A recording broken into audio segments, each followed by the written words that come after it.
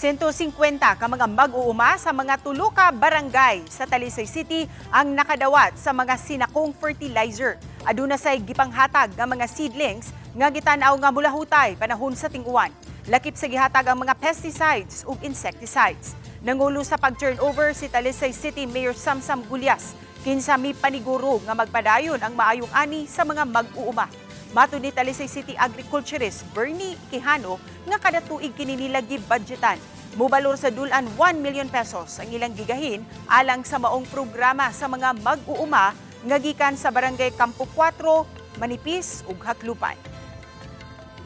Karon nakita niya mga kailangan ani ng mga sektor, kailangan ani ng mga organisasyon from 3 barangays within the city, mo nagyatagan sila mga kailangan from seedlings to fertilizer and all kinds of things.